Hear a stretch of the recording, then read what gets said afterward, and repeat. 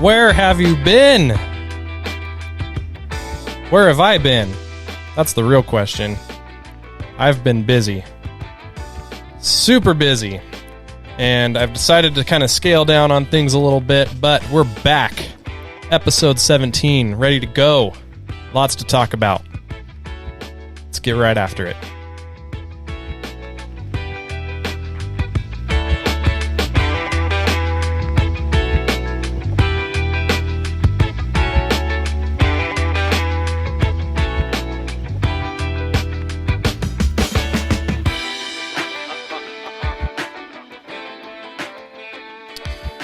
Wow. Yeah, it's been a while. I know. I'm sorry.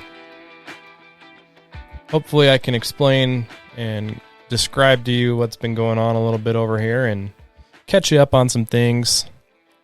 It's been pretty busy, as you can imagine. We're starting to gear up for fall. We've done a little bit of family vacationing. In fact, I'm getting ready to leave again on a little family trip for the weekend, for the holiday weekend. And so I wanted to try and get this episode recorded at least, and then I can edit it over the weekend and have it ready to go. So by the time you're listening to this, I'll have already gone on my trip. I'll be back and really starting to get into the swing of the fall projects.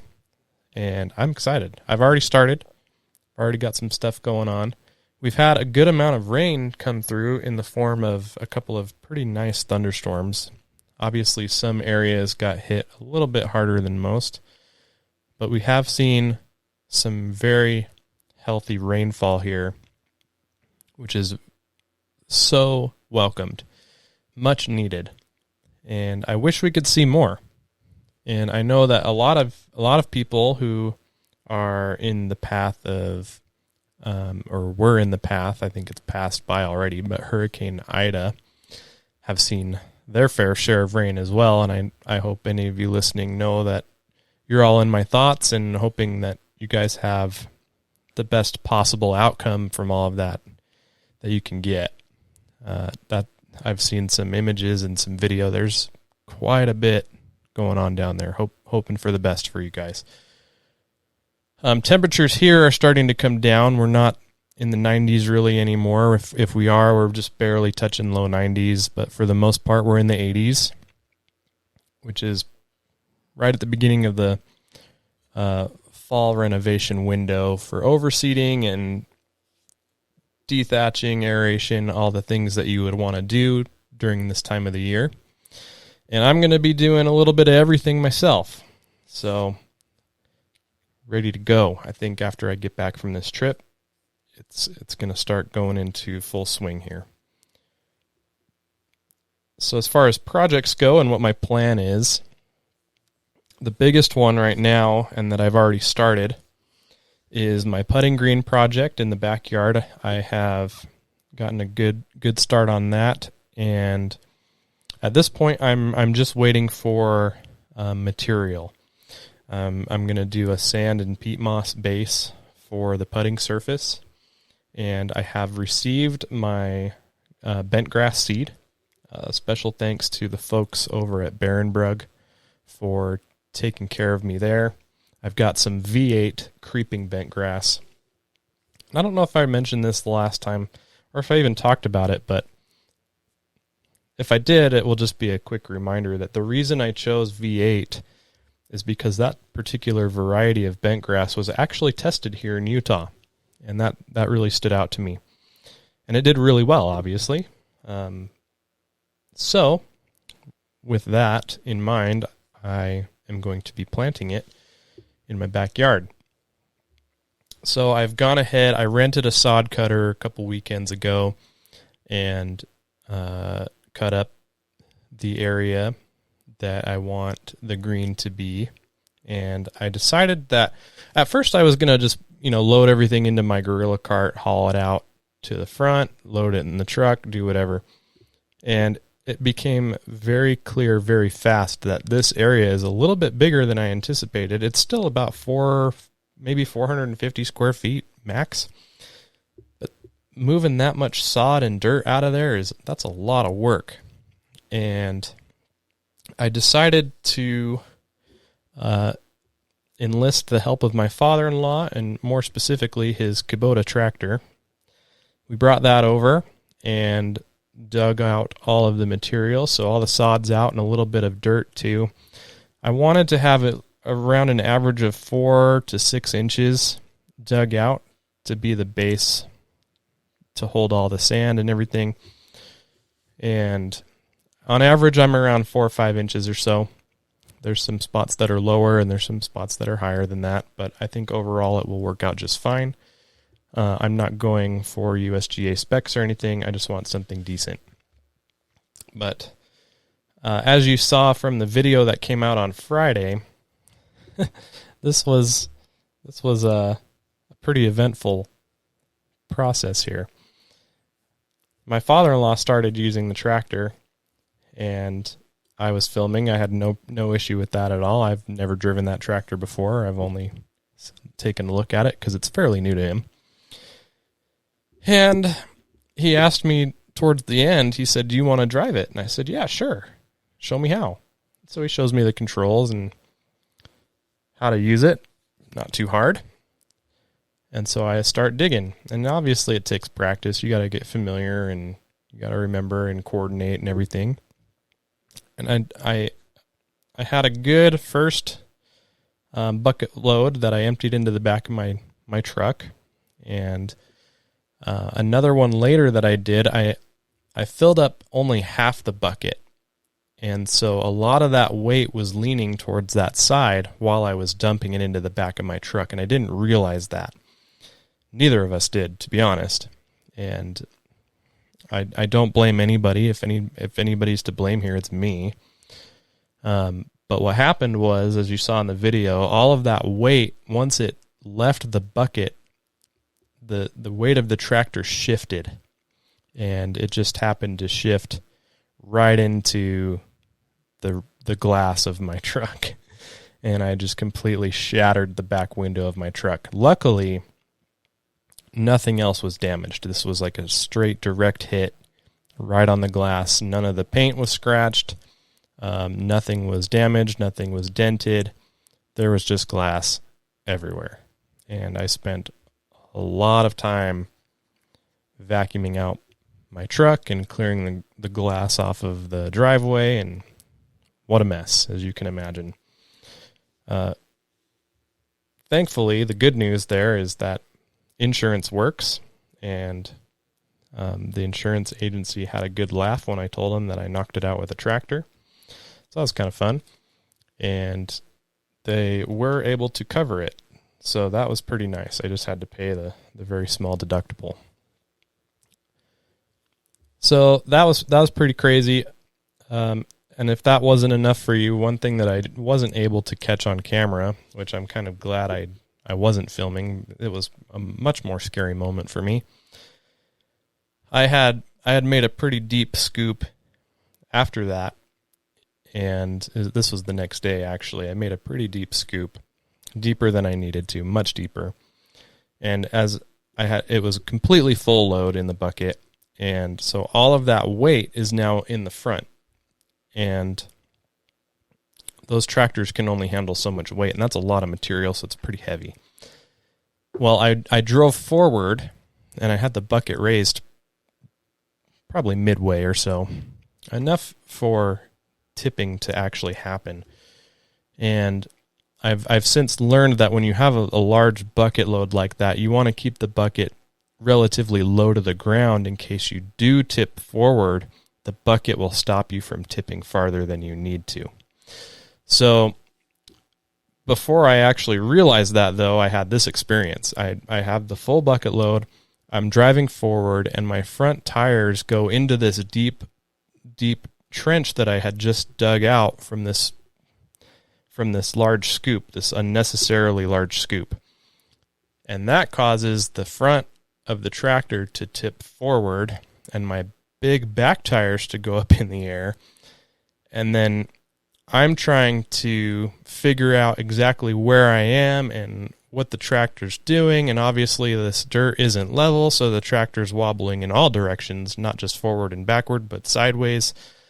I genuinely thought it was going to tip over. and I'm messing with the pedals, and finally it stops rocking, and I can just take a step back and figure out what it is I need to do to correct this and level off. So thankfully, I was able to kind of get a hold of myself and get a hold of this tractor and get it out of that hole and get it away from the area. So it could have been much worse. My wife saw it. It all happened through the window of the house. She was watching out the window. I wish I had filmed it. Dang it. That's one that got away for sure. I was literally shaking through the whole process and even after. So now, after all said and done, I'm completely unashamed to report that I have a genuine fear of tractors right now. So I need a little more time behind the wheel. I need a little more experience. I need a little more practice. And I hope to get some once this sand and peat moss is delivered. I'm going to use the tractor again, hopefully, to carry it back there and move it from the driveway and back into the putting green area. So yeah, it's been very eventful around here, as you can tell. Pretty crazy, but everything's ready to go. The seed's here, and hopefully I can get the sand material here pretty soon. But that's what's happening right now. Another thing that happened recently, I got to take a little drive up the canyon into the mountains and spend a little time at John Perry's house. We had a small get-together. It was what we're now coining the J Crew. The J Crew. I came up with this while we were playing cornhole. It was Jimmy, Jake, John, Jeremy, and Jared, the Pest and Lawn Ninja. His name is Jared, if you didn't know. So we're all J's. So we came up with the idea of the J Crew, and I'm happy to take credit for that. And if you haven't seen John Perry's video on the subject, go check it out on the Lawncology channel. I'm going to have a video out soon too about that. I just haven't finished filming the other things I wanted to film, but I will include some footage of that day. We had a great time. We John grilled us some burgers on the grill, and we just kind of hung out, and it was really nice. We didn't really film anything other than what we were doing. We played a lot of cornhole, and we just hung out and took it easy. Enjoyed the mountain scenery. He's got a lot of things going on in his backyard, if you didn't know. He's putting in a putting green as well. It's going to be about twice as big as mine. He's already growing his grass, and it's coming in nicely. And I'll have to get back up there soon and actually roll some putts on it. So that will be good. Looking forward to spending more time up there very soon. So also good to have Jake the Lawn Kid in town, spend a little time with him. Always fun to see him. Always fun when people come from out of town. I think that's awesome. I think it's cool that there's so many other creators here in Utah, and we get together and we talk all the time.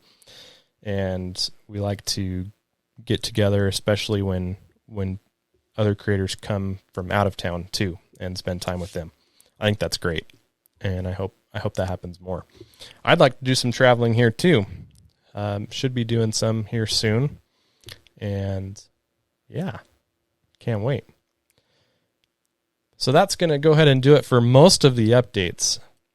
But I've got one more update specifically for my Toro Time Master. And I'm going to take a quick break and come back and tell you about how my Toro Time Master is under repair. Its first major repair for the first time in the 2 years that I've owned it. So hang tight, and I'll be right back, and I'll be able to tell you all about that story. So hold on.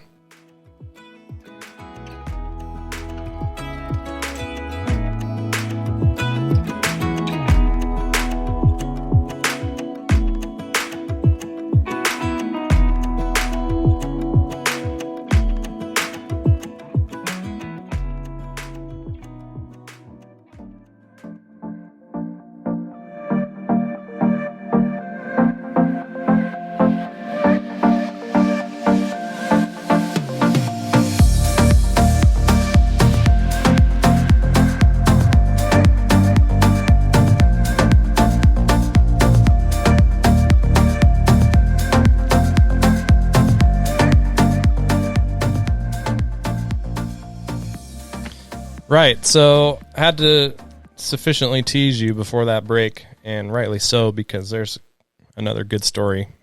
When it rains, it pours, it seems. It's been pretty much smooth sailing throughout the course of this season, no major interruptions. Now we're getting into some big projects, and I had to deal with a broken window on my truck and, getting all the rest of this material out of my backyard to make room for the putting green. And then I also decided I wanted to start testing the Oregon Gator blades. And I've decided I initially decided just to do it on my Time Master, but I've also ordered one for the Toro 60-volt recycler as well. That's actually coming today. So I'll have to provide another update on that soon, and I'll tell you why I decided to get one for the recycler in a minute. But as far as the Time Master goes, really excited to try these out. I've heard a lot of great things about Gator blades, high lift mulching blades, and they're quite beefy compared to the OEM blades. And the mulching teeth have the high lift to them, so they're a lot more aggressive as far as the mulching capabilities go, which is super cool. So lots of pros there. They weren't very hard to install, and the only issue I had installing them is when you get these blades, they're coated. They have this black coating on them, and depending on how thick the coating is, it will actually shrink or diminish the hole sizes in the middle of the blades where it attaches to Toro's hardware. So I did have to I took my 3/8 drill bit that's on my drill press in my garage and just kind of used that to open up the holes and kind of shave off the coating a little bit so that I could attach these blades to the deck of the Time Master. So that wasn't really a big deal. It's just a few extra minutes of work, and then I put a fresh edge on them as well. Got the coating off the edge, and I noticed that these are on a 45-degree angle, which is pretty aggressive. So I kept that, and I think the OEM blades I have on a 30 or a 35-degree angle. So this is a little more aggressive too. So sharp edge, and got them installed. Pretty easy, pretty straightforward, just like installing any other blades. And I went for my inaugural mow with the Gator blades. Now, if you haven't mowed with Gator blades before, I can only speak with my experience from the Time Master, but they are bigger, they're wider. Obviously, the length is the same because they have to fit under the mower deck and not hit each other. There's 2 blades under the Time Master. And because they're wider and because they're higher lift, they are louder than the regular stock blades. So you notice a difference. And unfortunately, during my inaugural mow, I got probably 2,000 square feet done. And I noticed when I started mowing, I would engage the blade and I would engage the personal pace to move the mower forward. I started hearing noises as if there was rocks rattling underneath the deck. And I thought, well, shoot, I hope these blades aren't hitting each other, because it could have been that. But I had installed them according to the manual, just like I've installed my blades. Every time I take them off and sharpen them, I put them on the way they're supposed to go on, and I torque them to specifications in the manual. And by the way, that's 60 foot-pounds of torque for the Time Master. Everything was done to spec, so I wasn't worried about that. I did flip the mower up and just double-check the blades to make sure that they weren't hitting each other. And I thought, okay, well, maybe I got a rock under there or something. So I turned the mower on and kept going. And got about a couple thousand square feet in, I heard the noise starting up again, and then I made a turn at the end of my pass, pushed down on the personal pace handle, and the mower would not go forward. It was stuck. It wouldn't go. And I thought, well, crap, that is not good. And typically when you have something like that happen, it's the transmission that has gone out. So I shut the mower off and pushed it manually all the way across the yard and parked it in the garage. And I started peeking around things. I took the deck cover off. Maybe it was a loose belt or something was rattling under there. Cleaned that all out. Didn't see anything. Looked under the deck again. Nothing. And I let it sit overnight. And then the next day, I brought the mower out again because I was thinking I'm just going to take it into the dealer now because I don't really know what else it could be other than the transmission. So I decided to turn the mower on and test the drive system again. Well, as it goes, it worked fine. It was working. I could move the mower forward. I did it on my driveway, and then I decided, well, let's put it on the grass too. So I took it back in the backyard, made a couple passes on the grass, and then I made a couple passes with the blades engaged, and then to put a little more on effort into it. And then I started hearing the rattling noise again. And I thought, okay, I'm pretty sure that the transmission's going out, or it's like on its way out. So I gave Jeremy of the Greener Lawn a phone call. He's had this similar issue. He lost his transmission right around the same time, right? Just around 2 years on his Time Master. So I thought that was pretty interesting, and that kind of led me to the same conclusion.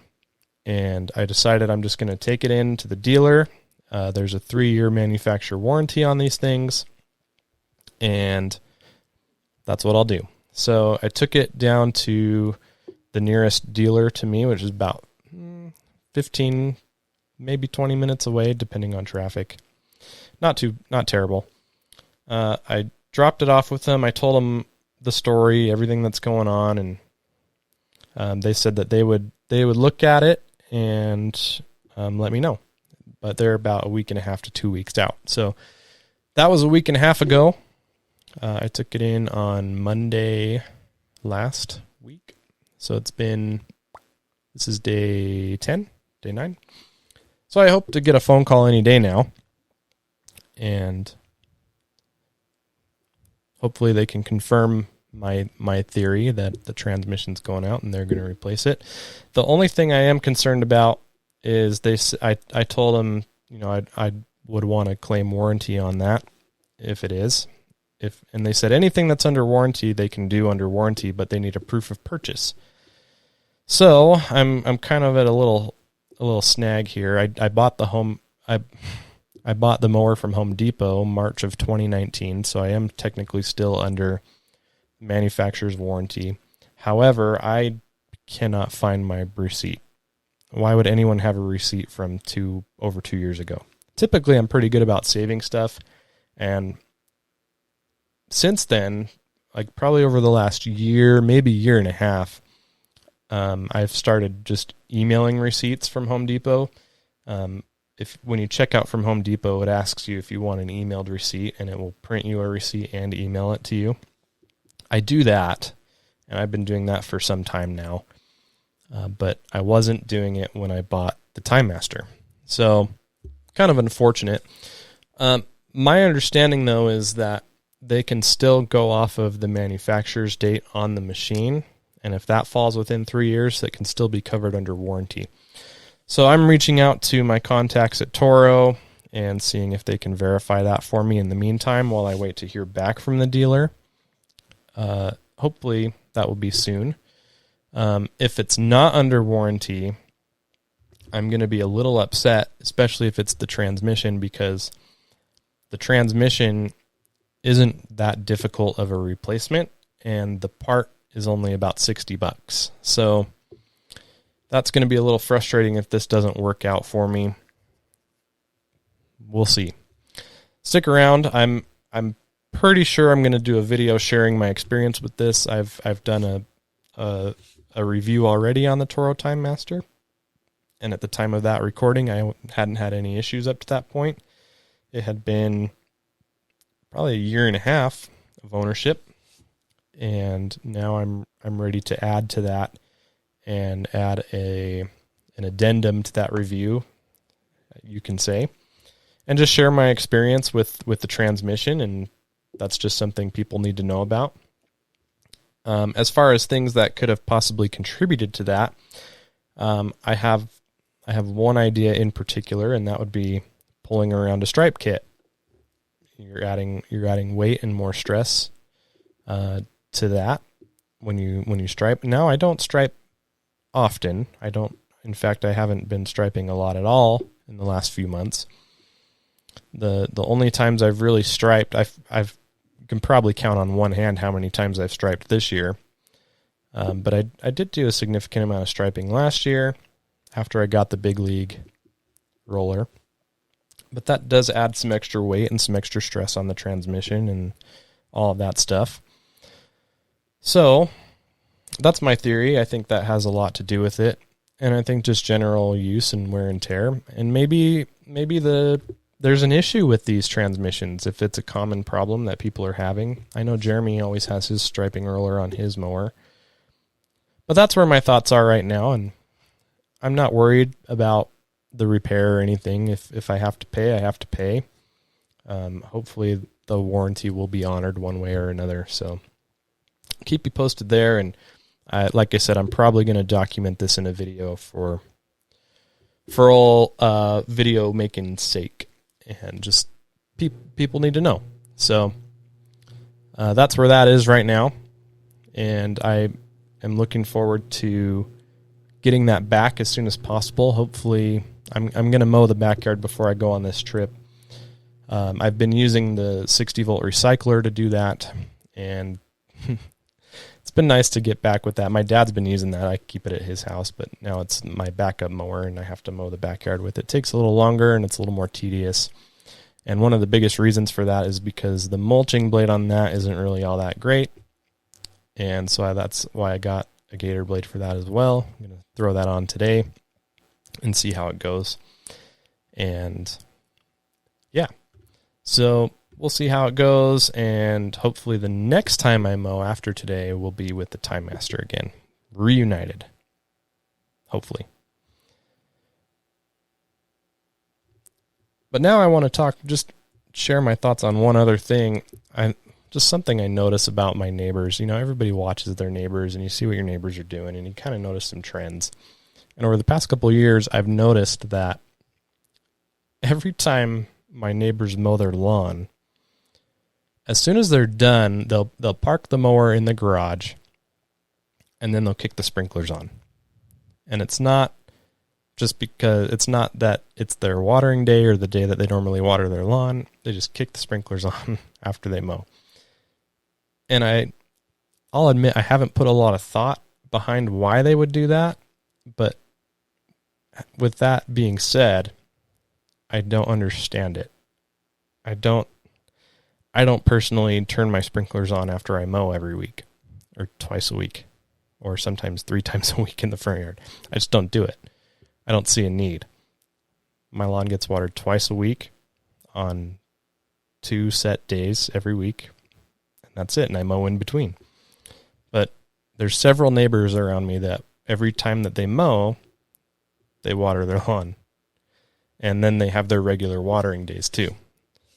So, kind of interesting. I don't see the point, but I just think that's kind of a funny thing, and maybe a topic of conversation. If you have anything you want to say to that, anything you want to add, maybe you understand why they're doing it or have any insights as to why they do that. Maybe you do that.